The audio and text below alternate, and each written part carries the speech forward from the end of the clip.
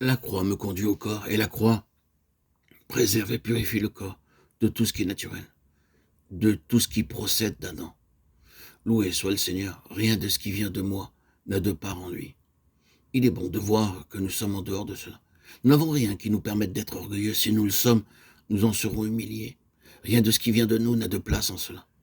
Nous pouvons avoir une bonne opinion de nous-mêmes, avoir confiance en nous, accomplissant bon nombre de choses, mais souvenons-nous que rien de ce qui est en nous ou que nous pouvons faire n'a lieu d'être dans cette chose. La croix doit agir. C'est très coûteux car cela touche la source même de notre vie propre. Cela peut concerner quelque chose que vous aimeriez garder précieusement, mais vous réalisez que cela doit être rejeté. C'est cela, le corps. Vous réalisez alors que la question du mouvement auquel vous appartenez en tant que membre individuel doit être réglée. Il ne peut y avoir d'indépendant dans le corps. Le corps ne le permettrait pas. Si je remue mon doigt, le muscle de ma main ne peut pas refuser d'agir. Il doit suivre. Si je bouge mon bras, mon doigt ne peut pas rester où il était auparavant, ni faire la chose qui lui plairait. Le corps tout entier doit répondre aux indications de la tête. Je dois réaliser que je fais partie intégrante du corps. Je ne peux pas me mouvoir par moi-même.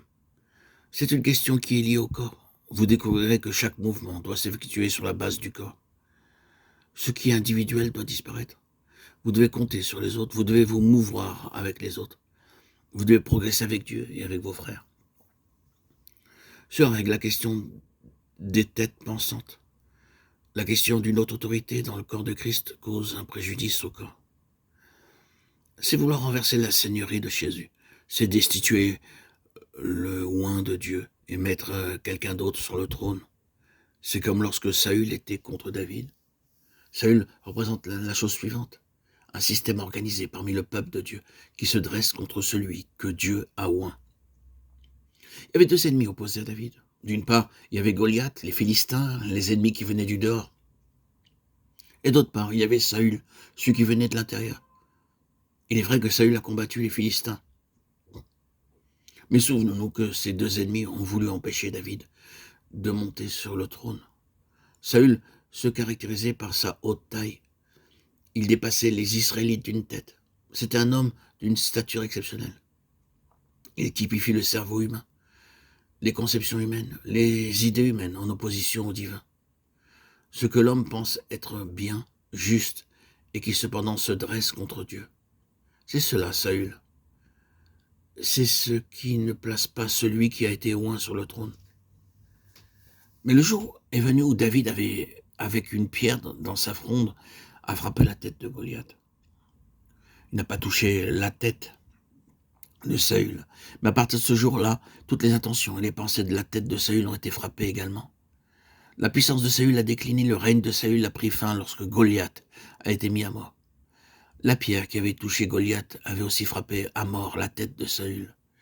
Il n'est pas nécessaire que nous frappions directement les systèmes de choses actuelles. Nous ne luttons pas avec ni contre la chair et le sang. Mais si, par la grâce de Dieu, un coup mortel a pu être porté à notre ennemi spirituel, celui de l'extérieur, nous savons que le jour du règne de Saül sont comptés.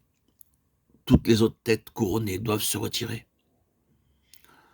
Tous les autres rois doivent capituler. Le trône doit être donné à David.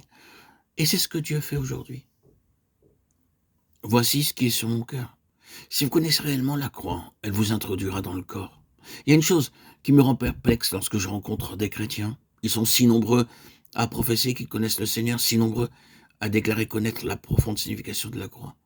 Mais cependant, rien ne se produit. Ils en sont toujours au même point. Rien ne progresse. Ils déclarent croire au corps. Ils disent que tous sont un en Christ. Ils soulignent que le vieil homme doit partir, que l'homme naturel doit se retirer, que rien de tout cela ne doit subsister, ne doit être gardé. Mais rien ne se passe. Vous ne voyez jamais les choses se manifester. Ce n'est pas un simple langage que le Seigneur nous préserve d'être uniquement des parleurs. Le Seigneur doit nous donner quelque chose de spirituel afin que nous puissions réellement voir. Ainsi, nous réaliserons que tout ce que nous avons traversé, tout ce que le Seigneur faisait en nous, n'avait pour autre objectif que le corps. Il s'évertue à ôter ce qui vient de nous-mêmes, pour faire de nous des membres qui fonctionnent dans le corps. Puisse-t-il nous conduire afin que nous soyons en mesure de voir clairement ce qu'il fait aujourd'hui. Également, que rien de ce qui procède de nous-mêmes ne peut avoir de part dans son corps.